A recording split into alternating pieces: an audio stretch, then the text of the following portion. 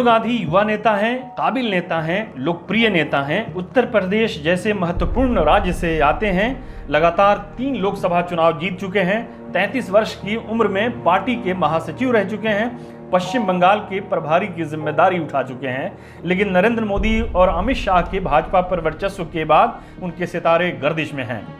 पिछले कई सालों से प्रियंका गांधी से उनकी नज़दीकियां और कांग्रेस में जाने की अटकलें चर्चा का विषय बनी हुई हैं। लेकिन जब इन अटकलों के पर निकलने लगते हैं तो उसका खंडन कर देते हैं कि यदि मैं भाजपा छोड़ूंगा तो राजनीति छोड़ दूंगा। जाहिर है, इस तरह का बयान हर राजनेता अपनी पुरानी पार्टी छोड़ने से पहले देता है।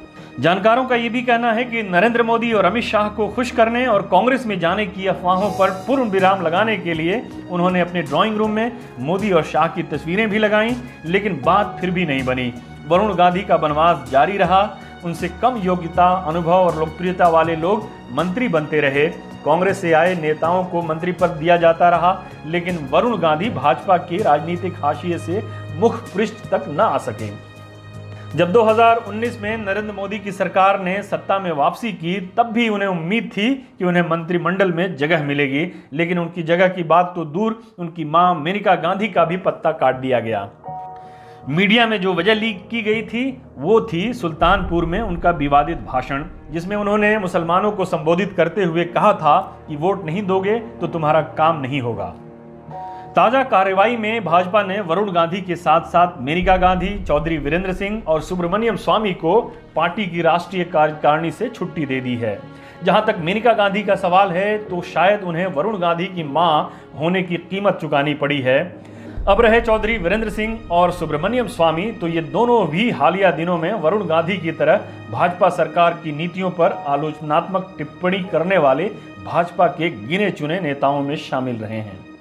स्वामी सरकार की आर्थिक नीतियों और चीन की घुसपैठ पर मोदी सरकार को घेरते रहे हैं, जबकि पूर्व मंत्री चौधरी वीरेंद्र सिंह मोदी सरकार द्वारा पारित कृषि कानूनों के विरोध में किसान आंदोलनों का लगातार समर्थन करते आए हैं। वरुण गांधी 2004 में भाजपा में अपनी मां मेनका गांधी के साथ शामिल हुए थे। भाजपा के रंग में पूरी तरह रच बस जाने और एक हार्डकोर हिंदुत्ववादी छवि पेश करने के लिए भड़काऊ भाषण देने के आरोप में वो एक बार जेल भी जा चुके हैं। 2016 में वो उत्तर प्रदेश के मुख्यमंत्री की दावेदारी भी पेश कर चुके हैं। उसी चुनाव के लिए जुलाई 2016 में इलाहाबाद में भाजपा राष्ट्रीय कार्यकारिणी की बैठक हुई थी। उस दौरान पार्टी अध्यक्ष अमित शाह ने राज्य के सांसदों की एक बैठक बुलाई थी, जिसे वरुण गांधी ने स्किप कर दिया था। उस कार्यकारिणी में शत्रुघ्न सिन्हा ने वरुण गांधी की मुख्यमंत्री की दावेदारी की भरपूर वकालत की थी, जिसे लेकर पार्टी के कई नेताओं की तरफ से उन पर शब्दवाण चलने शुरू हो गए थे। उसके बाद शत्रुघ्न सिन्हा बहुत दिनों तक भाजपा में नहीं रह सके थे। जाहिर है, अमित शाह की बैठक में शामिल न होना वरुण की सियासी गलती थी, जिसका खामियाजा उन्हें आज तक भुगतना पड़ रहा है। लेकिन फिर भी उन्हें उम्मीद थी कि 7 जुलाई वाली मोदी कैबिनेट के फेरबदल और विस्तार में उन्हें मंत्री पद दिया जाएगा।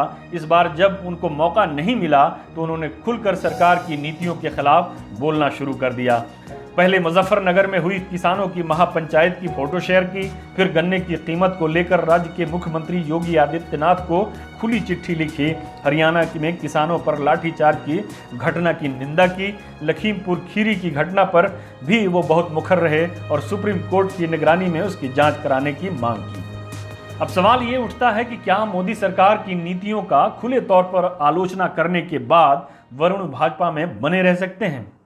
दरअसल 2004 में जब वो पार्टी में शामिल हुए थे तो उस समय भाजपा को उनकी ज़रूरत थी। अब शायद इन्हें भाजपा की ज़रूरत है। पिछले कई वर्षों से इनके कांग्रेस में जाने को लेकर तरह तरह के कयास लगाए जा रहे हैं, लेकिन कांग्रेस फिलहाल ऐसी पार्टी नहीं है जिसमें शामिल होकर वरुण गांधी जैसा नेता अपने लिए कोई संभावनाएं तलाश कर सके।